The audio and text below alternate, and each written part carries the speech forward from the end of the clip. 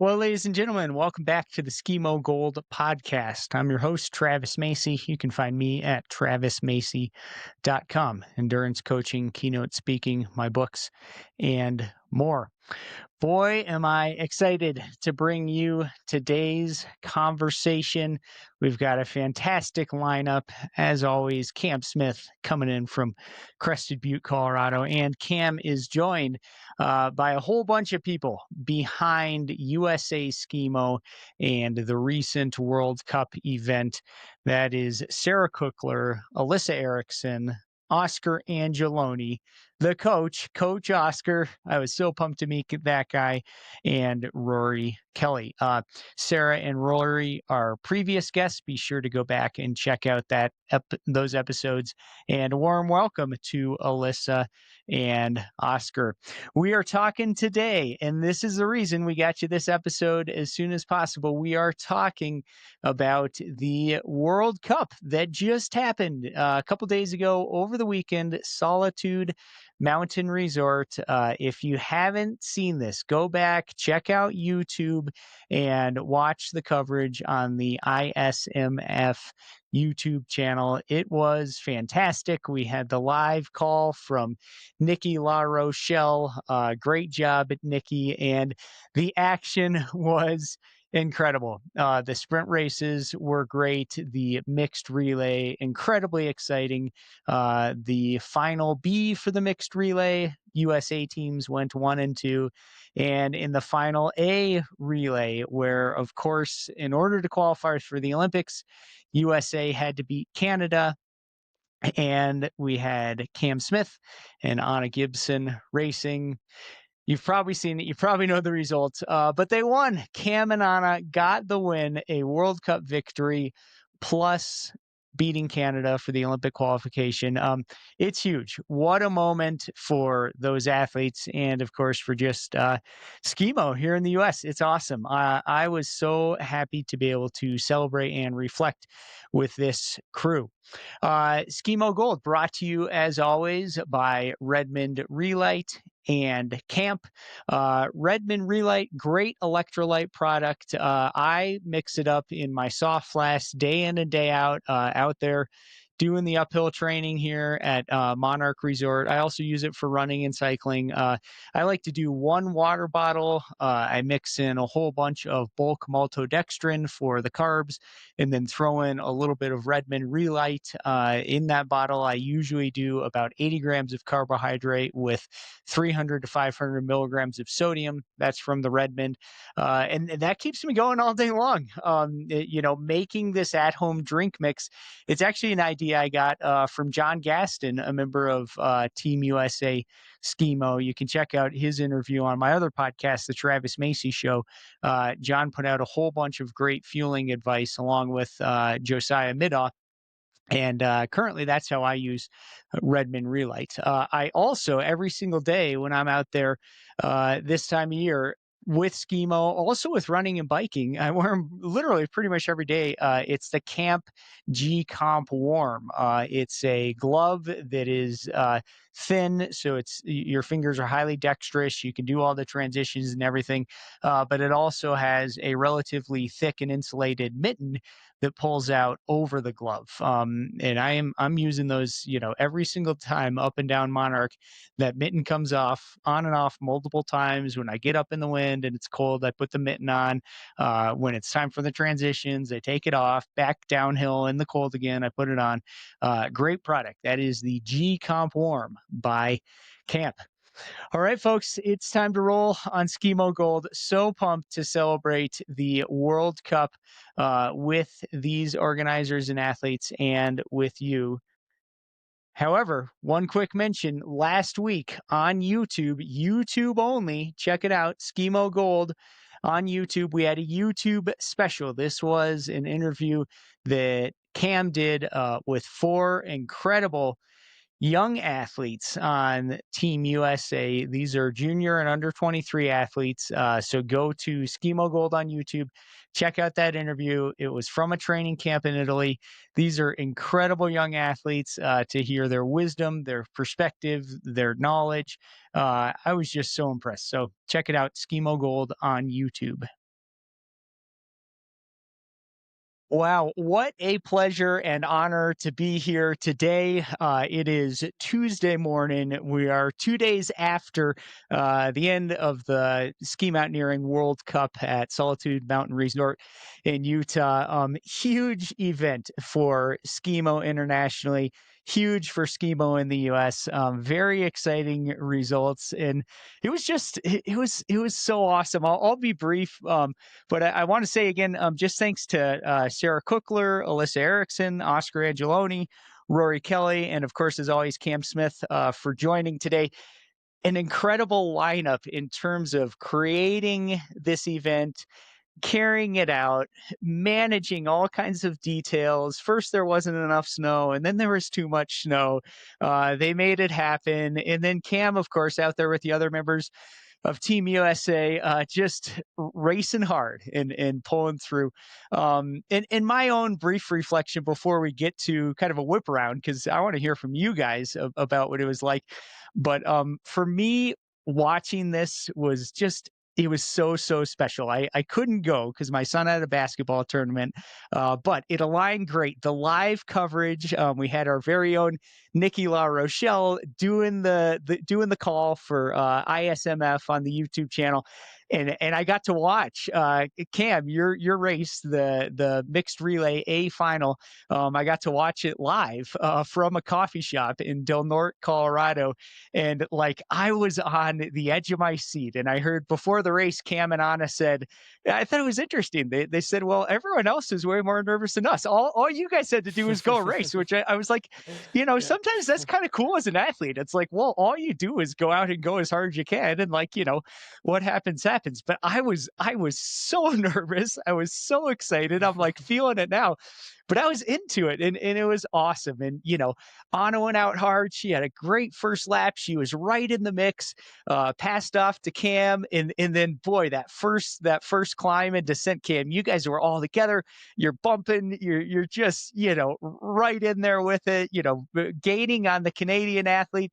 And then you got to the transition at the downhill, from skiing to putting the skins back on. Cam passes two or three guys in the transition. They all come out together, just, elbowing. And then, dude, Cam, you turned it on. And like, as you were pulling away from those guys, I had tears of joy streaming down my face. I was so happy for you. And I could just tell, like, those guys are not catching him. Like, he is on a mission and they are not catching him. And man, I was so happy. And I'm sharing that because I know that's a feeling that so many people express, everyone who was on site, people watching live.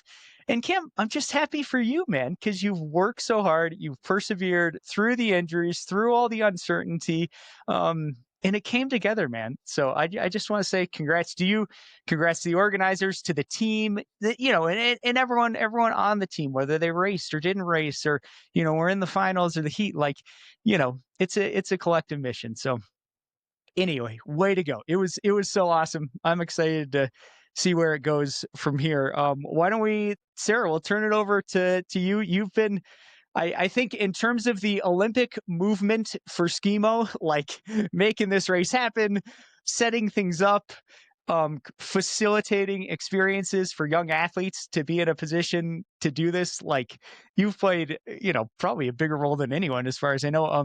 What do you think, Sarah? I mean, I think it's a great success. Obviously, it was a lot of hard work. Absolutely could not have done this on my own, nor did I do this on my own. But I think when I reflect on this, is going into this race, all I wanted to do was be able to provide an opportunity for our team to have a chance, right? And so getting it all to happen was like goal number one, and then everything that lined up after that. And I don't want to take words out of everybody else's mouth too, but it was just icing on the cake. I'd say the icing on the cake for me too was the inclusion of our youth team, and for them to be so like such a big part of this, with the opening ceremonies, with the flag parade, being able to Mm. shake hands with the athletes and give them their checks. You know, for them, this is this is a dream come true, and it's only going to build the sport in our country. Nice. Thanks for sharing that. We had a SKIMO Gold special. Listeners, check out YouTube. A great interview that Cam did with four of the young athletes on Team USA. These are men and women finishing high school, starting college, doing gap years. I was so dang impressed by them, their work ethic, how articulate they are, their view of like safety and just the wisdom. It's awesome. So you're right, and I know some of them were. I saw at least McCall was out there racing, and maybe some of the others on. The YouTube didn't cover every single heat, but like man, it was special. Thank you for sharing. Alyssa, how about you? Your view also as an organizer, and maybe introduce yourself briefly to the audience since you haven't been with us before. I am Alyssa Erickson. I am the president of the local organizing committee for this race. But ultimately, I got into this because my kids were part of Sarah's program. Back Mm, in the day, they were the youth that were part of Silver Fork SKIMO.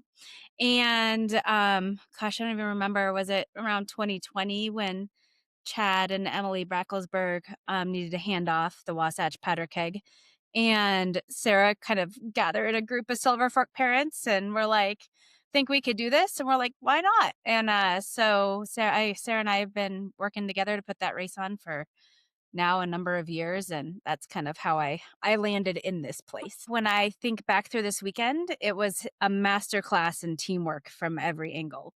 Whether you're talking about Cam and Anna or the USA SKIMO coaching team or our behind the scenes team. We have an amazing team of volunteers and SKIMO people that made this event happen behind the scenes.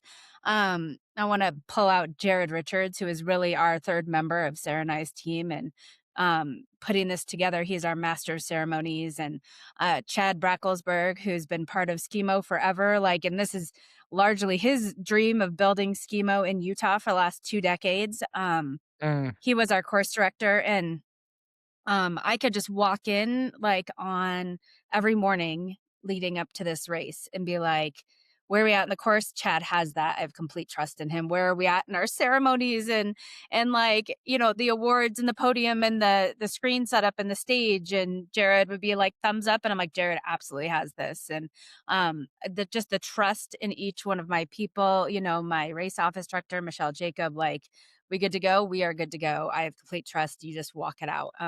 It that was awesome from my end. And then the connections between the local volunteers and the international committee, things got wild on Wednesday and Thursday when we saw incoming snow and we're making snow and mm. there are people all over the mountain and there are snowcats all over the mountain. But connections were happening. We're watching one of our cat drivers loading Google Translate and then having Stefano, the technical director from ISMF, jumping in the snowcat with them. And they're trying to connect Classic. over their phones in the same language. And we have dozens of those stories that I love connecting people ultimately. And I feel like we did that with people from around the world and kind of uh, expanded everyone's minds this weekend. So yeah, that was a lot, but it was very cool. Nice. Well, way to go. Well, watching the online coverage, it just all looked super professional. I had the same sense of watching the World Cups that usually happen in Europe, and it was great to see. Behind the starting line, you got the tents, and there's brand activation, and you had the cameras going around, getting the B-roll footage of athletes messing with skins and getting on the bikes, and yeah, it was fantastic. So way to go. I can only imagine just, the amount of details leading up and during this. And I heard Cam on another podcast tell that story of just you guys making this race happen, like to give, as in Sarah's words, to give USA a chance to have a team in the Olympics. Another World Cup was needed right around this time. And this is a huge investment, not only of time, but also of money. And you guys made it happen. And it's huge. So way to go. Let's flip it over to Coach Oscar. Oscar, I know you've been with many teams, many World Cups, probably many in environments. How does this sort of stack up to you in that experience of getting a team in the Olympics and winning a World Cup, bringing up the youth athletes? What are your thoughts on it, Coach? I think this is the best the best result for me in my career, because I come in last year and it's only 1 year in this team, and so I just checked the my goal is the qualification for sure, but win also the World Cup. It's incredible. Honestly, I cry after this race, because you know, we watch the Canadian team, but when came starting for the first lap, I said, okay, we go. Just we go. We change the history now, and yeah, a very big emotion. So a lot of things in my head, and yeah, it's a very not surprised, because we work very, very good summer, all the summer, and thank you, US SKIMO, for give me a possibility to work and in the snow, in the July, in September, in the snow, in the different parts of the world. And it's not a very surprise for the result, but for win, we win Saturday. And for me, it's my best result in my career. Yeah, for sure. Wow. Congratulations. Way to go. I'm glad that you have that feeling, and that's a great one to hold on to, for sure. I can hear it in your voice. Thanks, man. All right, Rory, the former podcast guest, former member of Team USA SKIMO, now doing the USOPC stuff, crushing the details. When you and Cam and I talked about a month ago, boy, all these details still up in the air. We talked, of course, hypothetically of if a team should qualify, what does that mean, so on and so forth. I think now probably there's even more details for you, but what's your reflection on this event? What did it mean to you, to be watching, to be part of, this ecosystem? What do you think, man? I mean, just incredible. Yeah, I feel like, I have hundreds of reflections I can give you, so I'll try to keep it short and just give you a couple of things that really stood out to me and I took away from the weekend. But a couple weeks ago we had a first initial selection event that was full of challenges that we don't need to get into the specifics of. But I just that was a really stressful weekend, and a really I feel like as a team, kind of on the USA SKIMO side, we really kind of scrambled to pull things together and make that work. But I just felt like, oh man, aren't we owed? Doesn't the universe owe us a good one? Can't things just go well? And the whole weekend was like, couldn't have written a better story. I mean, everything went smoothly and perfectly, as if it was written to be like the final chapter of a really exciting period. And it just played out awesome. Two really like specific memories I have. I've been so like, my job is pretty frustrating a lot of the time, like I discussed on your podcast, my official role, whatever that is. I try to just define my own role as like, find a place where you could maybe help and then try to help, because I don't really have any higher level direction than that. Yeah. But I've been so focused on like, man, so many like boring meetings and like weird email chains and just frustrating things that are all like paperwork, that I've been so focused on like, man, shouldn't this work out? If we can get the quota spot, quota, it's so important. It'll all be worth something. And so that whole race, I'm watching them race and just thinking about quota and like the importance of like this as the goal. And then it wasn't until maybe Cam's, like the handoff from Anna's last lap to Cam, that I kind of became a sports fan again and got out of my head. And I was like, whoa, it's not that we're going to get quota. Like they're going to win a World Cup. And as a sports fan, like that's actually more important to me. And I started, it was just, really awesome to see the athletes. Like Oscar, I was ready to, I can cry now thinking about just like, just what it means for a U.S. team to perform in a World Cup like that. So that was super cool for me. And then the other one, like, sorry for getting choked up, man, but I love what you guys did. So that was super cool. And then another really hyper specific thing right at the finish too, where, and I apologize, I don't remember who handed a flag to me, but somebody handed a US flag to me, and just, I had been running in and out of sort of the athlete area, and they handed this flag to me, and it was like that moment you see on TV. I was like, oh, I know what this is for. So I ran over to Anna. I was like, Yeah. Cam's going to be coming in, right? So like, here's the flag, and she knew what to do with the flag.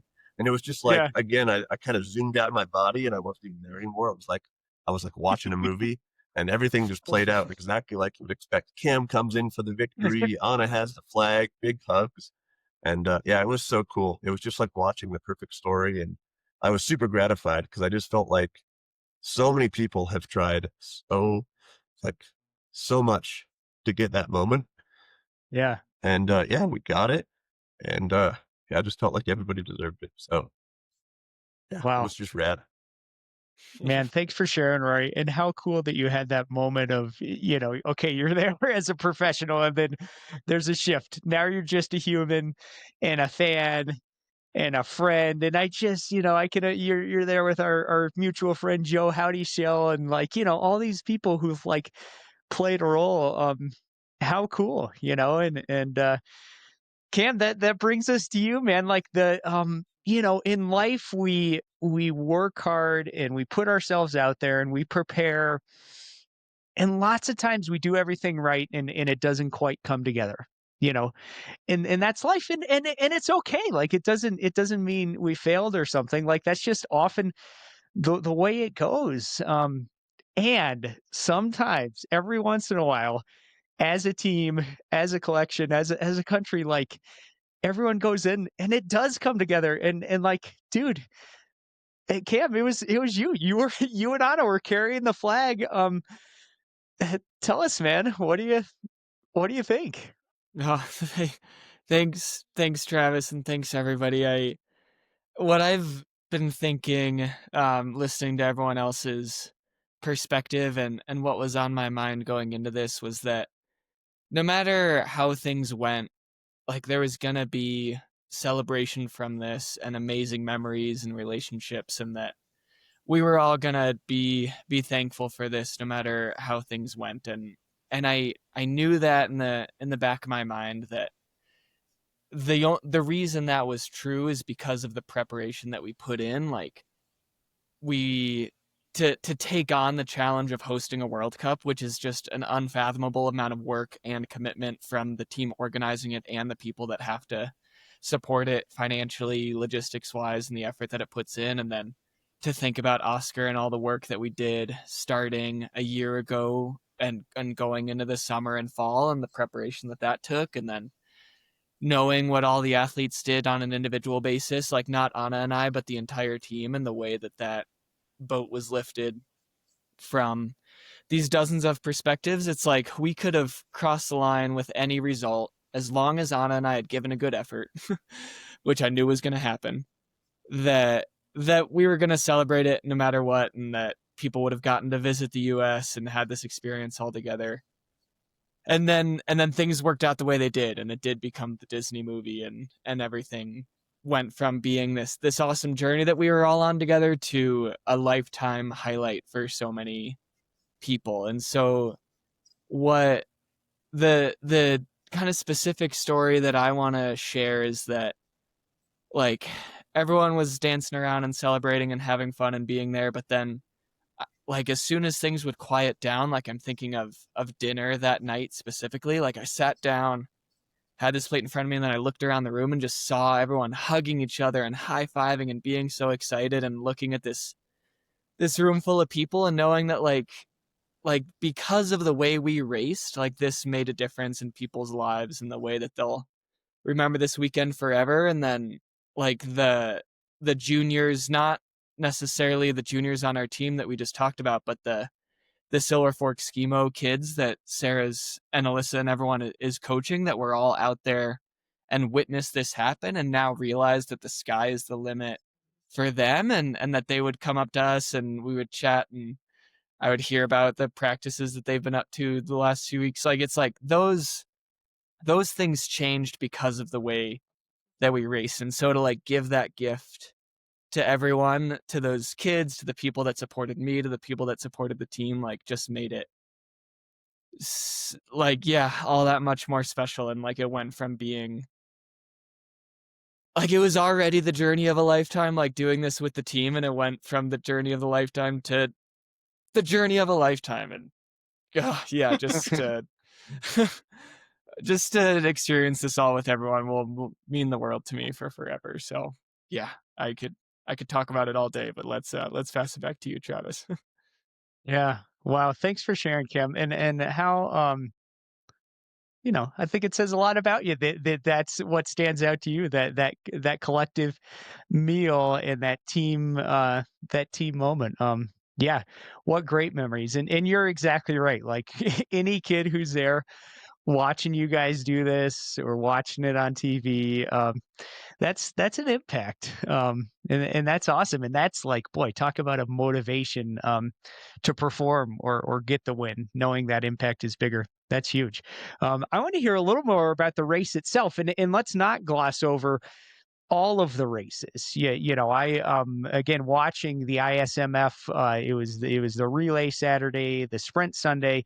You don't get to see all the relay in terms of the qualifying times. You also don't get to see all the sprints with the qualifying. So, I got to see some. I'm curious to hear from any and all of you about, stuff we may not have seen on TV. Listeners, if you haven't watched this, go watch it. Go to the ISMF on YouTube. You can watch these whole things. Again, Nikki and Brad, great job on the calls. But it's fantastic, and it gives you a little bit of a preview of what we're going to see at the Olympics. There were Americans doing great in the sprints. Ian Clark got out to a great start. It looked like maybe a little struggle on that first transition, which happens. But firecrackers as always in the sprints. The B final in the mixed relay.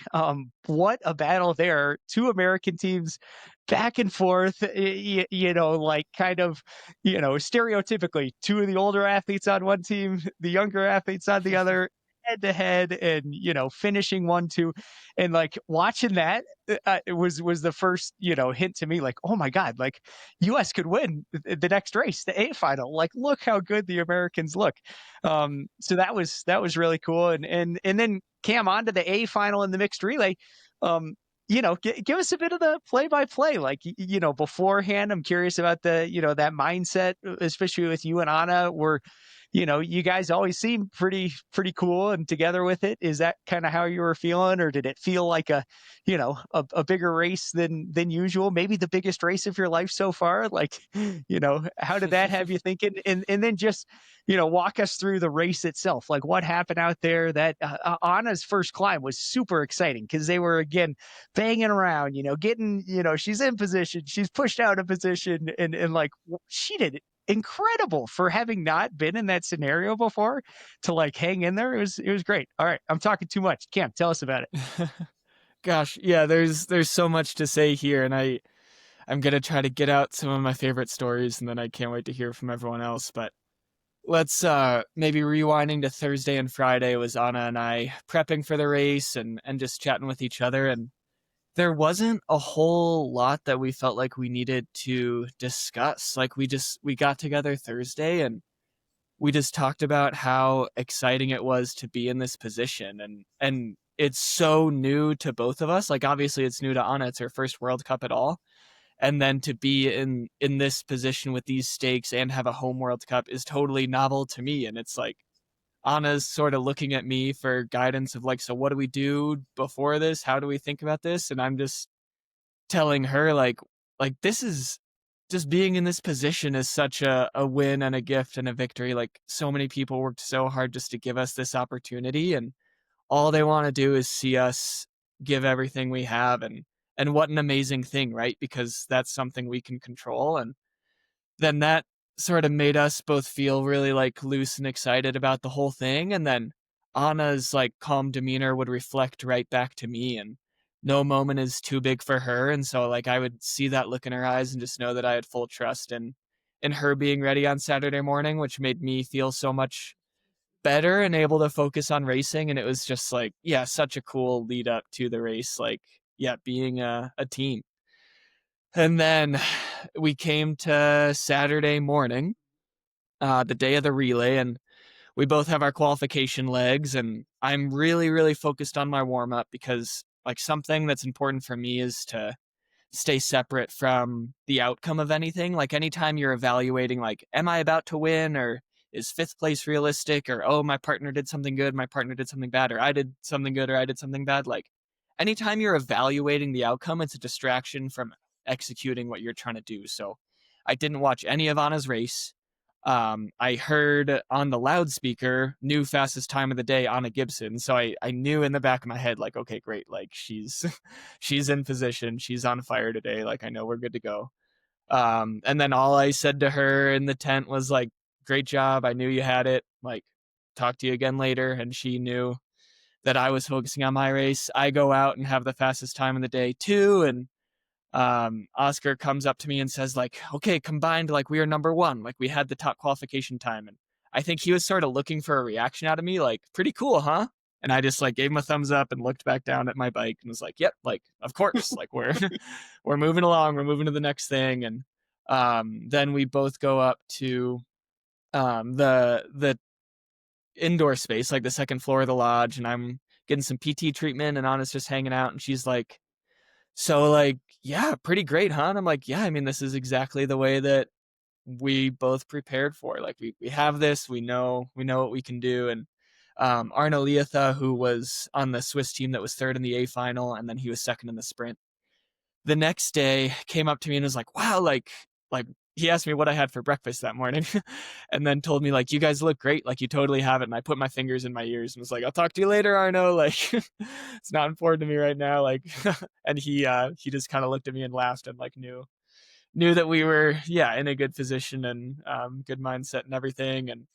And we're sort of joking around with each other standing on the start line of the final. And Christine, again on the loudspeaker, says something. I think it was her, or it could have been Max Valverde. I remember hearing someone say, like, and they both have like such look of focus in their eyes and on their faces. And I looked over to Anna like, we do? And then we both like made a goofy face and started laughing. And then I sent her to the start line and went back to finish my warm up and just like knew I had total trust in her getting the job done. And then the story that I'm really looking forward to people knowing is that when she was running up to me to tag off to me and I'm taking my first few jogging steps, reaching back towards her, she yelled to me like, you got this, right when I yelled, that was amazing. And so I think both of us were thinking we were going to be the only one speaking, and then we ended up speaking over each other. I think we both thought we were going to surprise the other, but instead in the middle of the race, and we're in third, fourth place at this time, like it's not, and the race is only a quarter of the way through, like nothing is sealed. We're at 3 positions behind Canada. The race is young and we're both encouraging each other in the middle of the moment. And like, that was one of the moments that like I knew that something special was going to happen. And then I get down to her, I tag off. I actually remember Sarah being really close to me yelling like, great job, Cam. And I gave her no acknowledgement, even though she's like my head of sport and like my friend and mentor and all this. And I'm just like, yeah, whatever. Like, go back to the tent, focus on what's next. And I don't watch Anna at all again the second lap. Like I'm just, Rory and Stefano were going to tell me when it was time to go back over to the start line. I get back over, I see her transitioning by herself, with no one close behind her, and she's coming up to tag off to me. And then that's the moment that I knew like we have this is going to get done. I just have to go have the race of my life one more time. She tags off to me, and then normally I'm really, you probably get this impression, like I'm really averse to doing anything other than focusing on the race. Like I don't often acknowledge spectators or laugh at jokes or anything. And I just had the feeling of knowing that this was going to happen and wanting everyone else to really enjoy it. And so, yeah, you saw me give those 2 pumps with my arm to get people excited. And then it was back to, or like not even back to, like I didn't lose focus in that moment either. Like that was part of me getting to the finish line as fast as I could. Like I knew if they got louder that I had more time in it too. And then was trying really hard to focus on the racing and not think about what I knew was about to happen, and just get into the finish line as fast as I could. And I just wanted to celebrate with Anna as soon as possible. Like, I didn't want to wait 5 or 10 seconds longer than I had to. So I wanted to get through that course as fast as I could. And then saw the ski pop off, which delayed this celebration a few seconds. And then, yeah, got to that finish line and just looked at Anna, and we kind of grabbed each other's helmets and looked at each other like, I can't believe that just happened. So, yeah, it was so special to yeah, have that whole experience together. And then before this too, actually, so like pretty much the only thing during the race that I did other than be like a ruthless, psycho focused racer was Rory looked at me and said, like, like, you guys have whatever the gap was to Canada, like, just be smooth, like, be smart, like, you probably don't have to race all out to get this done. And I just gave him this like look of bewilderment, like, why would I do anything less than race this as hard as I possibly can? And I did like slow down on the descents and like try to make sure I didn't make any mistakes. Like, there was kind of a backing off in that way, but I was trying to make him laugh and just looked at him like, what are you talking about? Like, that is not an option. We're going for everything, and it's going to be awesome. So, yeah, I just loved every minute of it, and I'm going to keep these memories forever. And I'd love to kind of pass it around in the same order that we had a few minutes ago. So Alyssa, Sarah, Oscar, and Rory, and hear the anecdotes and the stories from your guys' end of this this moment and the race and the whole morning. That mixed relay day was wild. We woke up to a full-on blizzard. Earlier in Friday, the day before, we started hearing the magic words atmospheric river, which is a common like weather, maybe not common, but it's a thing in Utah. And usually when you're a skier or snowboarder, you hear those words and it's really good news. And when you're a race director for that weekend, you start to get really nervous. It means you could get anywhere from 10 inches to like 3 feet of snow overnight. Luckily, it underperformed a little bit, but still that morning we woke up and it was just puking snow. And, like I said, all of our team was in position, but I started getting radio calls like, anybody with skis, skins, and boots, get on this mountain like right now. And I am calling people driving up. I'm calling people that are in the village, and I'm like, we need every skinner on this course possible to get it packed out. And I remember Sarah and her husband Logan walked up, and he's like, the snow is going to stop at 10. And I was like, okay. And then it did. It was awesome. Just in time for everything to get rolling. So that was kind of my that's what I'll remember from that early morning, is headlamps and just sending anybody who had skis up that mountain to get the course packed down. It was wild, but yeah, the 10 o'clock calm hit, qualification started, the snow stopped, and we were like, okay, deep breath, we're doing this thing, So that was just a funny story that I remember from that day, that morning. Great story, Alyssa. I'm curious, the foot part, or the boot pack. And for those who are less familiar, this is the short part of the course where the skis are on the back and the athletes are running/hiking. That part, did you guys do any tamping down or anything? It looked like maybe a few different sort of paths were created by people hiking up, but it looked it looked natural. It looked like the sort of more of a backcountry type experience where like, oh geez, there's a lot of snow, like I gotta plow through this fairly slowly. Every inch of this course is meticulously planned by Stefano from ISMF and then Chad and his team. So I would have to toss that specifically over to Sarah to answer as far as the boot pack. Yeah, I mean, so that boot pack, it may have looked very natural, but there were probably 20 people walking up and down it for 3 hours solid.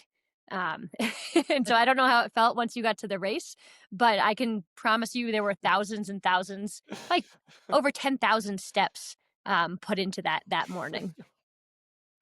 Wow. Before anyone even went up it, because it still looked, and you could hear in Nikki's commentary, it's kind of getting turned up. Athlete, you're trying to figure out which path is the best. Like, I love that. It's exciting. Can I pop in with a little boot pack story? Mm-hmm.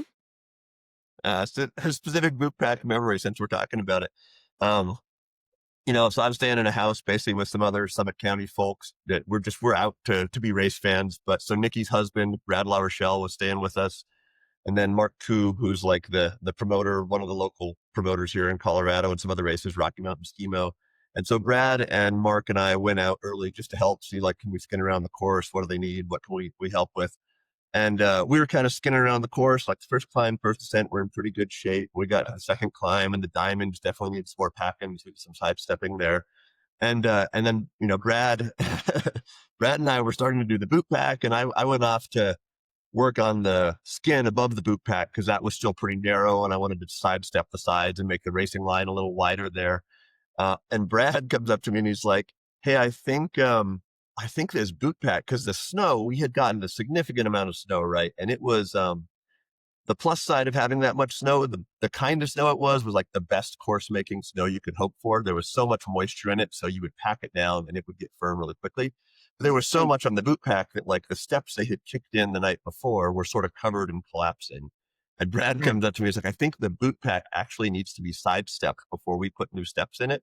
And so Brad started sidestepping the boot pack, and I went off and skinned the upper part. And I know Brad got yelled at that by somebody for sidestepping it. But I just want to say publicly, I think Brad made the right call, because after he sort of sidestepped it and then we re-kicked in the steps, it was very firm. And I think that helped a lot. So I just want to shout out Brad on that. I think it worked out well. And he was kind of laughing that he got yelled at, but I think it was a good decision. Yeah. And I mean, just for the people who are probably like, why didn't you just stick a snow cat on this thing? I mean, we had the course was kind of wall to wall on a run called Main Street at Solitude, wall to wall being like tree to tree, and all of the course materials, the banners, the fencing, everything's up. So we couldn't get cats even on like the downhill portions of this course. So yeah, I mean, the plan, I think Chad, Jared Inouye, some of them came up with, like, that morning, they're like, we need 6 people shoulder to shoulder with skins on. Hopefully not SKIMO skis, like their powder touring skis. Mhm. And we are lapping this course, like shoulder to shoulder, getting it packed out by foot. And they did it. I mean, ISMF was a little worried at one point. They're like looking at the snowfall coming down, and they're like, I think we're going to have to delay start this. And I call Sarah and we call Chad, and they come down and they're like, we are not delay starting this. Like, we will have it done. And they did. It was awesome. I think that was one of my biggest frustrations, because I knew time was of an essence. And ISMF had called us in, all, like Chad and I, like off, and all of the ISMF officials, like off the hill, at 8:30 in the morning to talk about, do we need to delay? And I'm sitting there like sweating, like at this table, like, we need to stop talking about this and just go do it. And finally, after like 20 minutes of talking about how we think we can pull it off on time, I was probably a little bit short-tempered, but I was like, enough talking. Let's go back out there, get this done. And we had it done. The skies parted and everything stayed on time. But I think our crew is so driven, and if we see a goal, we get it done. And I couldn't be more proud of everyone that we worked with. And I don't think we disrupted our relationships too much. That's a great anecdote to how Sarah operates, of like anything other than moving towards the collective goal is a waste of time. I think that's a really, really good insight. Just that story right there. Yeah. And I think it was an awesome story for our volunteers. Everybody was asking, like, can I work on course? Can I work on course? I'm like, nope. Like, this course is locked down. No one gets to go on course. And then all of a sudden the page switched. And I'm like, everybody get on course. And for our people to be able to say they were able to go on that mixed relay World Cup course, even just a little bit, even just skinning up it, everyone was really stoked on that. So nice. Well, you definitely have an excuse there, Sarah, to get a little bit stressed or short-tempered in such a situation. So, one more question for Coach Oscar. Again, we see the headline of course is like 2 athletes qualify for the Olympics and World Cup victory, but we know a lot else happened. Does anything stand out to you, Coach, about other American athletes or even international athletes who just did something memorable or interesting or exciting out there in the course of this weekend? Yeah, I have a lot of congrats from another colleague coach. It's a perfect weekend. The race is perfect, the warm-up area, the restaurant. So thank you for all the local organized committee, because you have the hotel in front of the race. This is perfect. This is very nice. And the another coach, especially two coach, said me, now we have a problem, because the US team coming and French and Spain said me, okay, now we have a problem. It's not simple to win because after this this result, very strong, very good. But I think finally the victory is from all the team. For sure, Cam and Anna, I don't know. In English, I don't know. It's fantastico. So, but the victory is for all the team, because we work on the backside, the local organized committee, the volunteer, a lot of people stay with me. Please, we have a lot of journalists push outside. We don't want anything in my tent.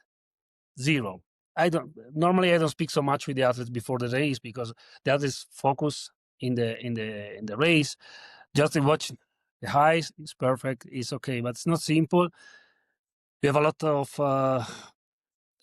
coach in the track, a lot of people. All is perfect. The walks-ins, I hope, but can say it's okay. We're very, very, very, very organized for bicycle, the tent. We have a lot of. This is important, because also the other athletes, the national athletes team, push Emma and Anna and Kim. I think this is a very good result. And thank you, Cam, because when you lost your ski in the finish line, I lost 5 years of my life. Thank you so much. Me too, Oscar. And listeners, if you haven't seen it, the finish of this mixed relay race, the man skis downhill and then he has to put his skins back on within sight of the finish. It's like 10 yards away. Put the skins on, clip the toes in, and then, basically run/skin to the finish. And Can takes off running and his ski just shoots away. Like, I thought it was going under the fence. I thought it was going to be gone. Oscar's life shortens. I almost threw up right there in the coffee shop, like this visceral response. And thank God it didn't go that far. He got it. He had enough lead. It didn't matter. But what a what a moment. And Oscar, that's good to know. Again, for those who aren't as familiar, these powerhouses, Spain, France, okay, their coaches are a little nervous. Team USA, like, boom, you got to watch out. So thanks for sharing that, Coach. That's awesome. As we get towards the end here, the what's next. Here we are, Olympics, like basically 8 weeks away. I think there's maybe a few World Cups before then. I'd love to hear maybe first, Sarah and/or Rory, like what's next, sort of logistically in terms of organizing Team USA, sort of the Olympic, minutia. I'm sure Rory's just got pages and pages of small print of what this all means, and then maybe we can wrap it up, hearing from Cam as an athlete. What does it look like? Are you going to Europe soon? Are you training, in Crested Butte at altitude? Like, what happens, in the next 2 months? Pretty exciting to look forward to. So maybe Sarah, go first. Tell us about the team here next couple months. So Travis, no rest for the weary. I opened my computer at 7:00 yesterday morning and haven't stopped since. There's a lot of things to be done that also require a lot of collaboration and help from Rory and the USOPC. And then there's just going to be a lot of good and quick communication with our athletes to figure out the schedule. Oscar and I are here sitting together at my kitchen table because we've been working through the next couple months as well, and trying to figure out, going into this, we had our rough plan A of what the season looks like if we're headed to Bormio or if we're not. And now we've got that direction. So now we're back on the drawing board, trying to put it all together. And how about you, Rory? How's it look for you in terms of details, USOPC planning? What's on your agenda? It looks awesome. I'm going to give you a real quick I'm going to go back one and give you a real quick reflection on the race again about Anna specifically, since she's not here to tell stories. I want to toss one more in for her. So that first lap, right? Anna's never raced a World Cup. We all know she's an incredibly talented athlete, but she's behind Emma Cook-Clark of Canada coming in on that first lap. And so, just kind of wondering, like, was that strategic? I had just seen her 2 weeks before at our camp, negative split all her laps. So I'm not really worried, but I'm just kind of curious, like, where was she at in her race? Was that a max effort? Was it easy? Blah, blah, blah. So Oscar's got me running jackets back and forth to the athletes. When she comes in, I put a jacket on her. I just ask her, like, how was that for you? And she just looks at me and she says, that was so much fun. And I was just like, oh man, that's exactly what I wanted to hear. Like, she's just out there enjoying herself. And I had no stress at that point. I was like, awesome, let them go do what they do. So I thought that was super cool.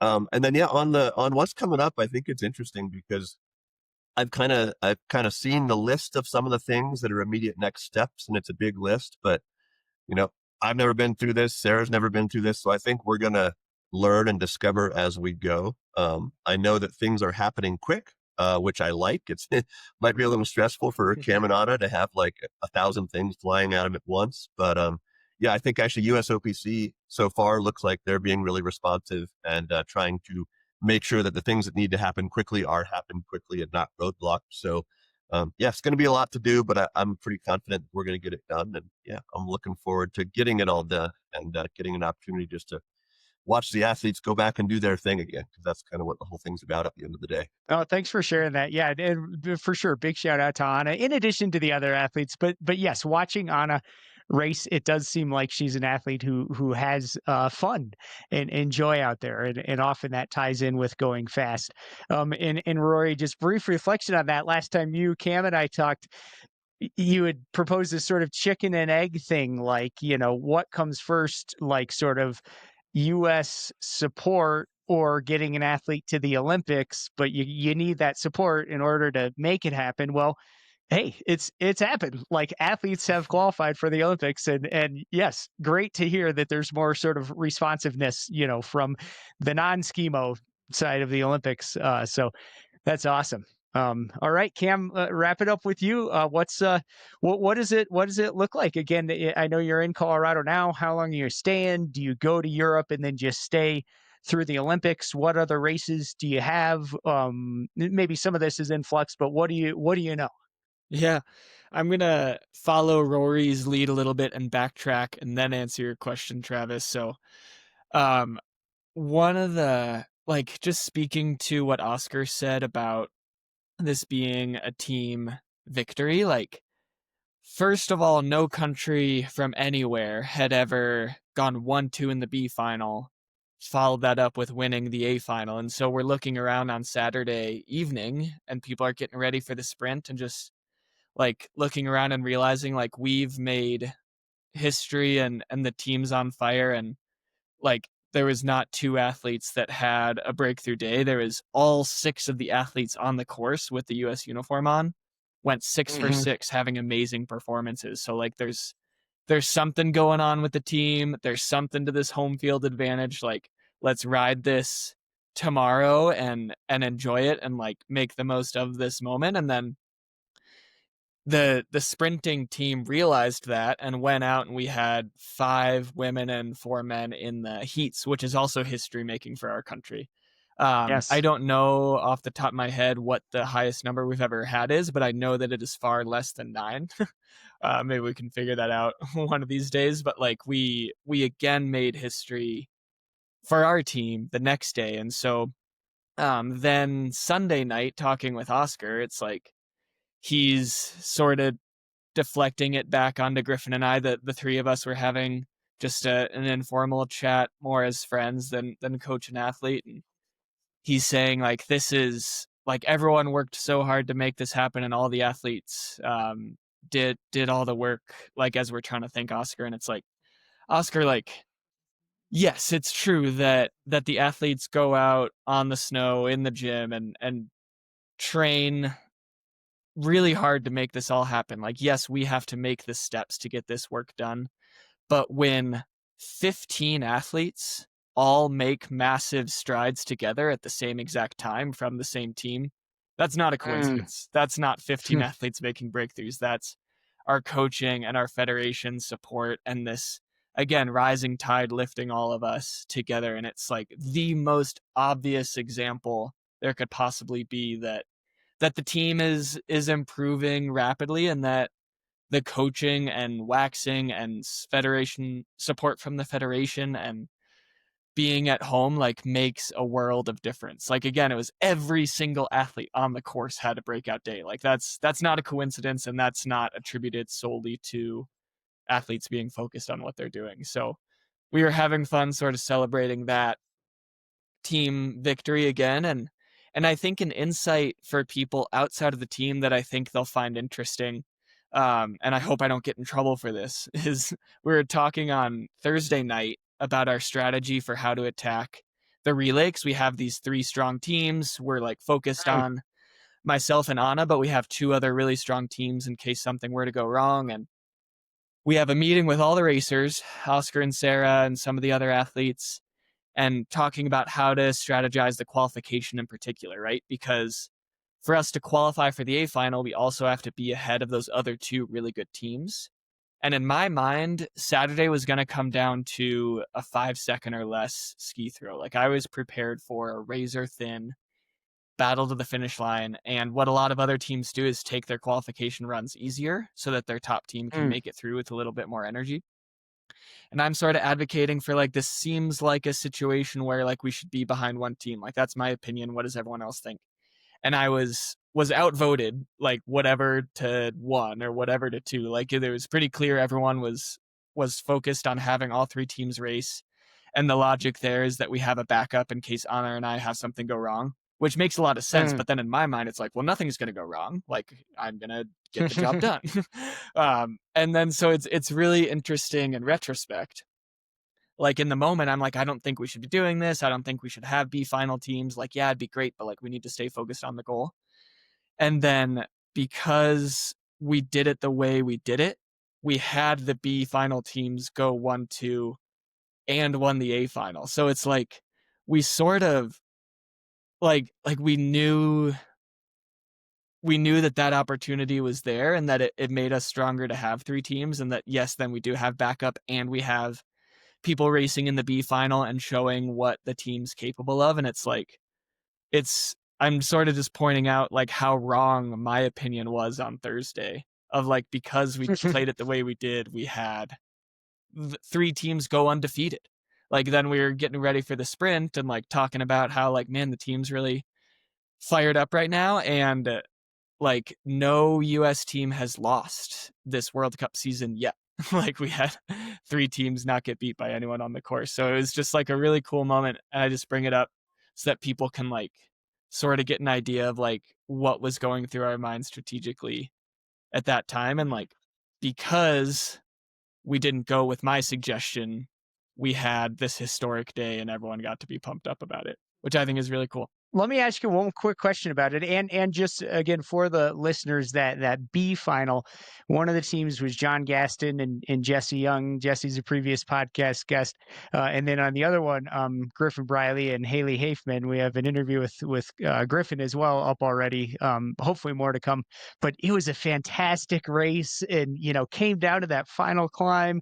John had a bit of a gap, and like, man, the old, you know, the clip gets stuck on the ski and you can't get it off, and then Griffin's right with him. What a battle. It was fantastic. So thanks for that inside baseball look. And you're right. All 6 of you, like, everyone just looked like a freaking killer. It was great to see everyone looking so good. So thanks for sharing that story, Cam. All right, as we wrap up, what do you think, Cam? What's it look like for you next 2 months here leading up to Bormio?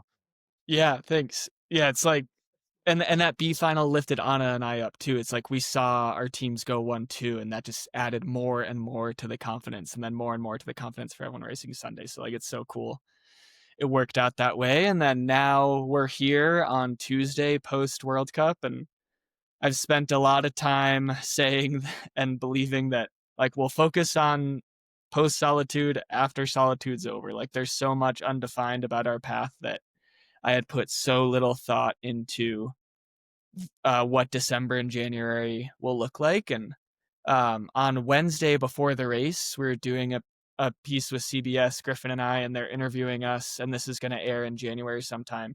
And they were asking us all kinds of questions about like, so what do you think your biggest challenge will be in Italy? And how does it feel to be an Olympian? And we're like, whoa, like I have no idea. Like I'm thinking about nothing other than Saturday. And it was actually kind of tricky. Like they're like, okay, but this is coming out in January, so can you pretend for us? And I was like, no, not really. I can't. Wow. Like I have a really big job to do on Saturday, and I cannot plan past that. But yeah, we'll see how that looks when it comes out. But now here we are, sort of wrapping our heads around what this period looks like. And I think the expectation for a long time was just making it would be the victory, right? Like we just need to be there, be on the start line, have the US flag at the Olympics, and then we can continue to build for 2030. And then obviously huge excitement for 2034 when we come back to Salt Lake.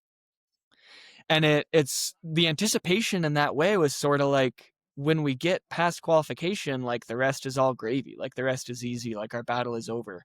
And that has become completely untrue based on the way Anna and I raced on Saturday. Like we're no longer going to try to pick off a team or two and finish 10th or 11th instead of 12th. Like Oscar and Sarah alluded to, like other countries are watching out for us. Like we're going there to chase medals. And so instead of this huge release post Solitude of like, oh, we made the goal, like now the goal has just gotten bigger. And so we're going to continue to make strides forward and see what's possible for us in Bormio, because we're absolutely a team that can achieve anything. And because we didn't put limits on ourselves going into this, we made this incredible breakthrough, and we're not going to put limits on ourselves going into the Olympics either. So nitty gritty, what that looks like is both of us are sort of taking a little bit less focused training these next couple weeks. Like I'm home and really going to enjoy being home, and going back to some endurance work, easy training, and just kind of letting myself come down from this big peak. And then we'll use those January World Cups to get tuned back up and get the racing skills dialed back in for February. So kind of the way my fitness will go is I'll go back to like more volume and endurance for December, and then ramp back up during January. So I probably won't be at peak shape for those January races, but take advantage of that experience. And then that leads us to about a week before the opening ceremonies in early February. We'll march in those, and then we don't know exactly what it'll look like, but we'll probably then leave to some training location and spend those couple weeks getting the details dialed in before coming back to Bormio right before the race and taking on the next goal. Wow. Oh man, thanks for sharing that, Cam. And in the race of, I think Olympics are like February 6th through 22nd broadly. For the listeners, do you know the dates of the sprint and or mixed relay for the Olympics? Oh, someone does, but it's either the 18th and 20th or 19th and 21st. Like, and then I think the opening ceremony is then the 22nd, so the day or two after the relay. Yeah. Yep. So Okay. the sprint race is on February 19th. The mixed relay is on February 21st, and then there's a closing ceremony on February 22nd. All right. Wow. So right at the end of the Olympics. That's interesting that you can kind of go away and do some training. And I'm glad you're doing the opening ceremony. Wow. Cam, imagine that, walking in the opening ceremony with Team USA, all those athletes, all the international athletes. I cannot wait to watch on TV. Everyone, thanks so much for coming. Really appreciate your time. For me personally, again, like what an honor to get to learn about and reflect on and celebrate this with all of you. So thank you. I know the listeners are going to love it. The SKIMO community is relatively small, but it is passionate, and I know people are going to love listening to this. So thanks a lot, everyone, and have a good one. Hey, folks, thanks as always for listening to the SKIMO Gold podcast. It is great to have you along, especially for me personally, just to be able to share with you an episode like this one, marking truly a historic event for SKIMO, and to celebrate with Sarah, Alyssa, Oscar, and Rory. These are people who've worked towards this mission for years. and most of all, to get to celebrate with Cam, you know, my friend, someone who I've watched from afar for so long as an athlete, and you know, from the time he was a kid in that Colorado Western speed suit there, skinning up the slopes here in Colorado. Man, just like I am so happy on a personal level to see Cam qualify for the Olympics, and of course Anna as well, and again the rest of Team USA. Like it really is a team mission. So anyway, I'm just so pleased to get to share this with you, the listeners. Quick reminders: check out SKIMO Gold on YouTube. We got almost all of our previous episodes up there, and we have a YouTube special from last week. It's Cam interviewing these incredible young athletes from Team USA, Landon, McCall, Anders, Helen. Shout out to you guys. I think that you guys are going to love that interview, so be sure to check it out on YouTube. Thanks as always to Palm Tree Pod for producing this. Thanks as always to our usual sponsors, Redmond, Relight, and Camp. Big players in the SKIMO world. We sure appreciate your support. And thanks to you, the listeners. Keep this going. It really, really helps us. If and when you can rate this podcast, subscribe, whether it's on your podcast player or on YouTube. Leave us a comment, whether that's on YouTube or you can go to skimogold.com and hit contact. We want to hear from you. What are you liking? What are you not liking? What could we do better with? And what else should we talk about? We want to hear from you because this podcast is for you, the listener. So please let us know. Check out Instagram at SKIMO Gold. I'm on there at Travis Macy. Cam is on there at Cam from CB. Let's see what else at USA SKIMO. That's the team and the federation to follow along. Shout out to Max Valverde. Max has been doing a great job.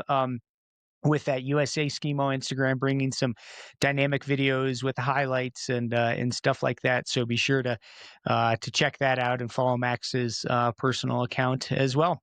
All right, folks, I think that's about it. I don't know what else to say, but I am like, after watching Team USA in that World Cup, after talking to these guys, I'm just pumped for SKIMO, and I'm not out there like competing at the top level, but I'm just excited to go ski uphill. So I hope that you're feeling that same way. I hope that you can find a time in your schedule to do it. I hope that you can bring out a friend or a kid or someone else. Maybe you can get to an event, or maybe you're just, cruising up the hill early in the morning alone, or maybe with your dog. Either way, it's awesome. All right, folks, have a good one. You know where to find us. We will catch you next time on SKIMO Gold.